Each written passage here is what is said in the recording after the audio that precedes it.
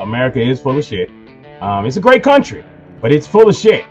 And number two, the tactics to make American descendants of slaves more docile is working.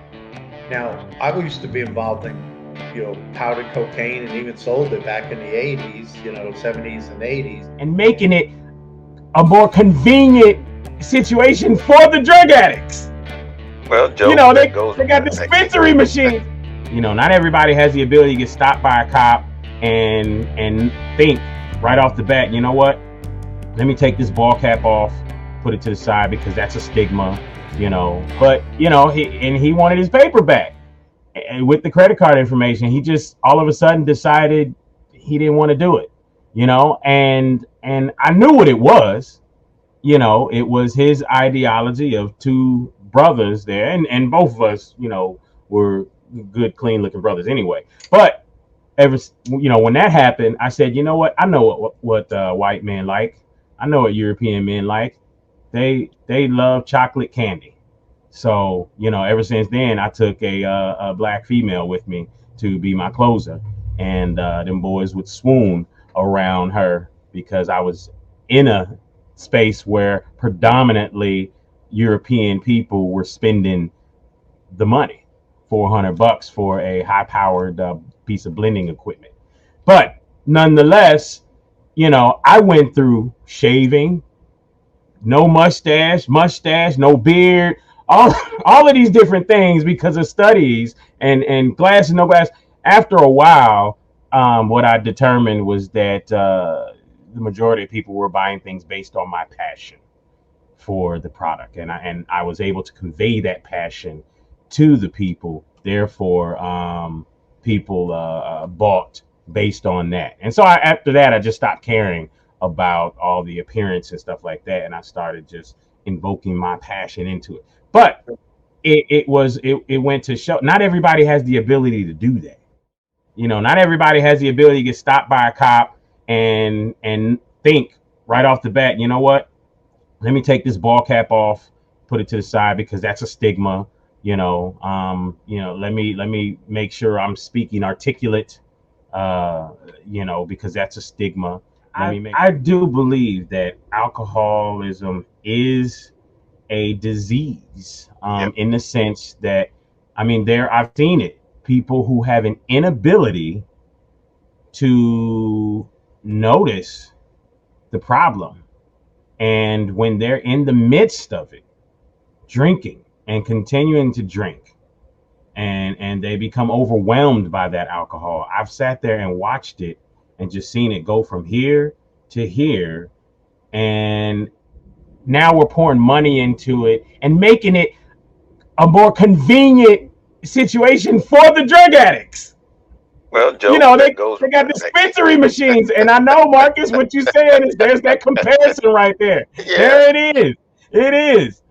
But dude, that is just wild and crazy, and I can't believe that honestly, what that lets me know, number one, is that America is full of shit.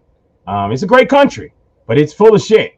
And number two, it does let me know that the tactics to make American descendants of slaves more docile is working.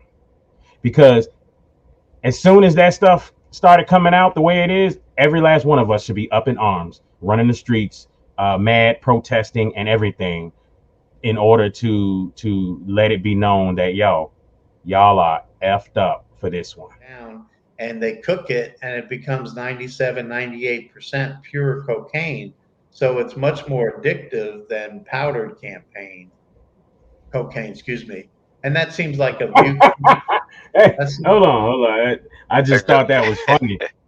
You said powdered campaign. You're big, and a lot about what's going on in the political realm in a lot of different spaces. So I hope you didn't just tell on some people. And what's interesting with crack cocaine that I learned is it hits the part of the brain, and same thing with regular cocaine, that affects the same stimulus as sexual stimulus. So what happens, it gets people really, really excited, just like they're having an orgasm, to be frank. And Hmm. boom, the problem is once that cocaine, the crack wears off, they drop down and they feel depressed. So then they got to, another hit to get up to that high.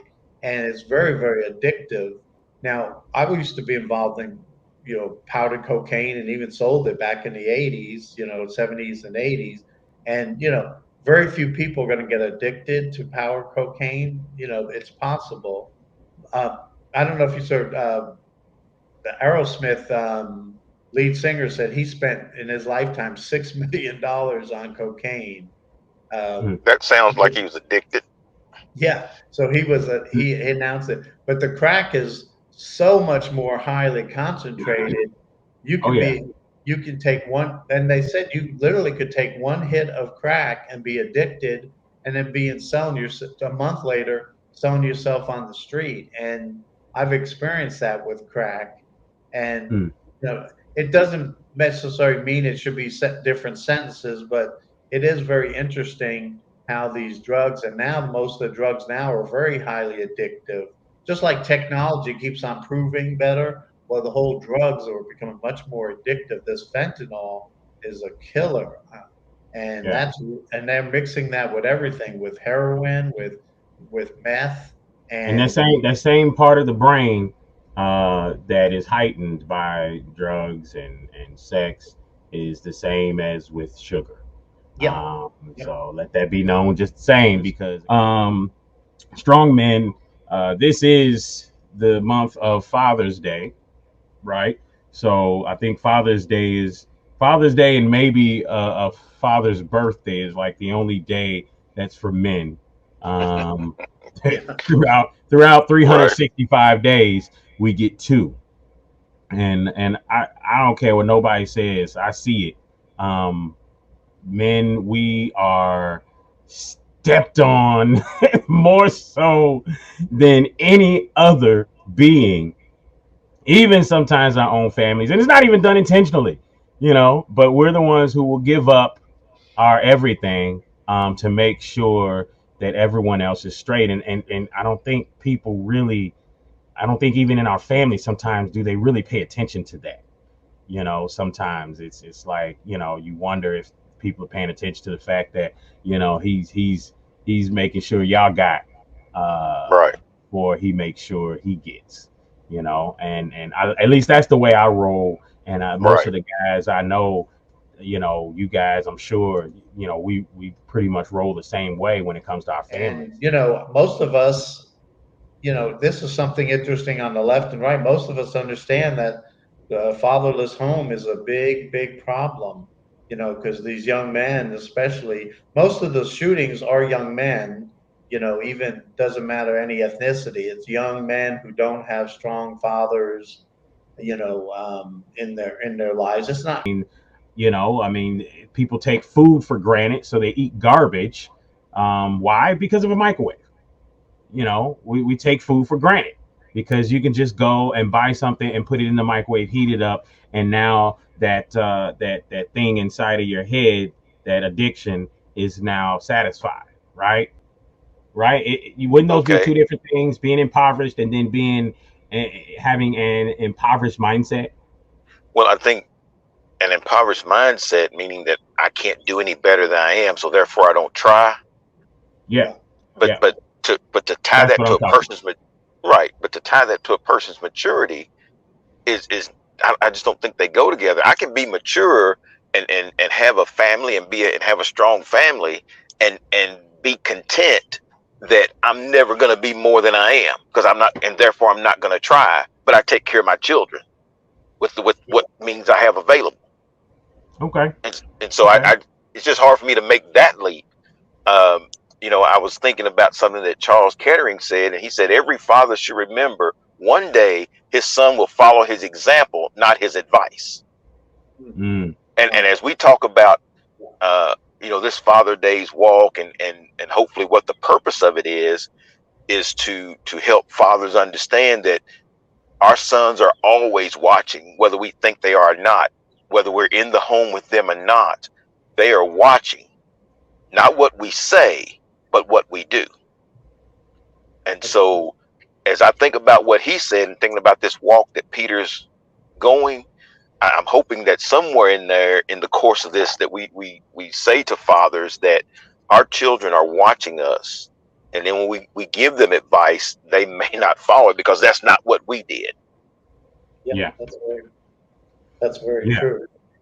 In Yeah, our community, it's all hyper sexualized. Yeah. You know, P Valley is one show. Oh my God, just it's a show about strip clubs and Yeah, I've never strippers. seen that. Hypersexualized. All of the look at all of the reality, Right. shows. Something something. What do you call it? Something something love and hip hop, and then Oh, see, I don't watch something any of something them. Atlanta. And you look at all the ones that are in the melanated community. It's That's always the just lives, drama and fighting and sex. So, and my point to all that is that one of the things that Sigmund Freud said is that I cannot think of any need in childhood as strong as the need for a father's protection. Yeah. And we keep talking about the family and the importance of family and the father being the protector. And sometimes because people don't get along and they separate, but that doesn't mean that you can't still be the father and you still can't be that protector. Now, it takes both parents to help that happen sometimes. And, we see when marriages fall apart, sometimes both people can be vindictive, and that can make that difficult to happen. And so while some people want to be strong fathers, both people have to understand that that father needs to be in the child's life to be that protector and to be that person that they see. So when that time comes for advice, they see their father doing the things they're telling them they should be doing. Absolutely. So, as we wrap up thinking about Father's Day and such like that, you know, the one thing that I can say is for me, and here's the thing. Everybody has this idea of how a person's supposed to feel and such like that. Especially, I mean, women, from 1 second, you know, you don't show any emotions.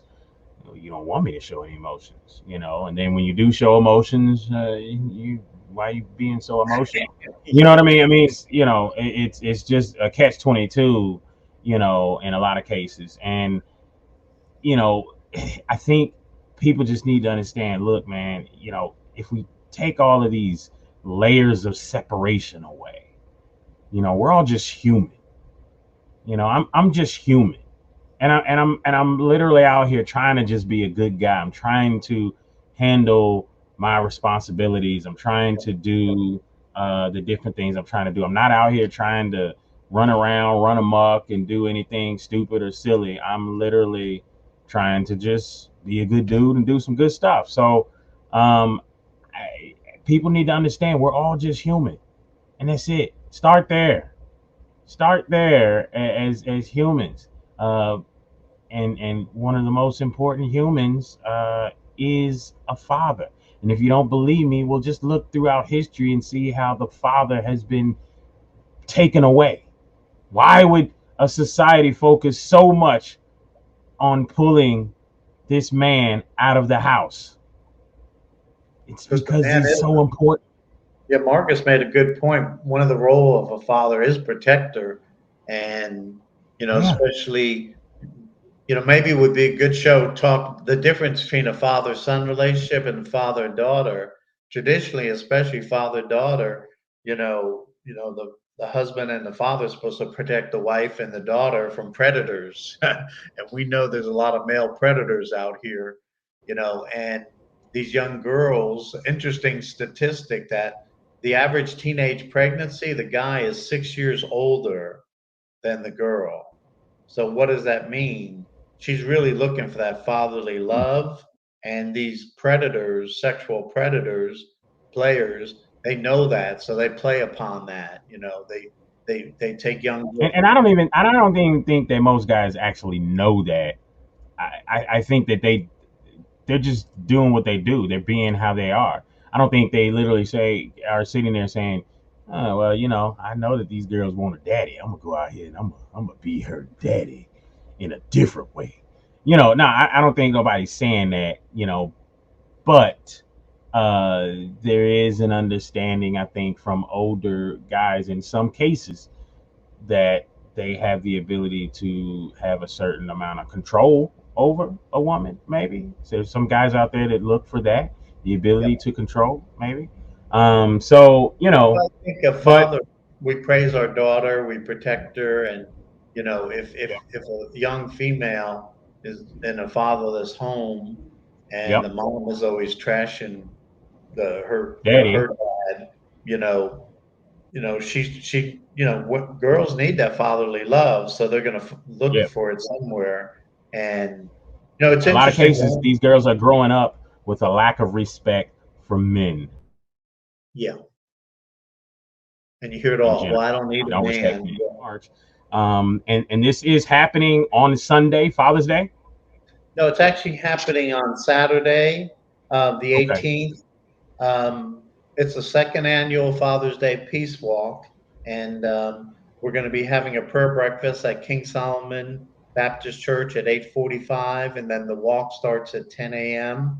And we'll be walking from King Solomon down to Kroger and at Broadway and 28th, and then walking back, and we'll have different speakers. We're excited. We got a lot of different churches, community groups, the unions are involved. We're kind of building up a coalition, and hopefully each year this will get bigger and bigger. And it's honoring fathers and fatherhood, but also we're addressing, obviously Louisville has been, really rocked by, correct. Every year it gets more and more homicides. So, and walk, there's a lot of people concerned about the violence. We actually had a job fair. We brought in some unions, some government agencies to provide some of these young men who are, wanting to improve their life, and even if they had felonies or difficulties, and we were able to get a couple dozen young men jobs. And the unions have incredible opportunities. They'll take someone and train them, and they're making $18-20 an hour as they get trained. And once they become an apprenticeship, these young men and women, actually we have both men and women, they can make 25, 30, 35, $40 an hour pretty quickly. And the unions train them for free, and they get paid while they're training. So there's a great opportunity, but they got to want it too. They have to want, to do better. And you're talking about, sir?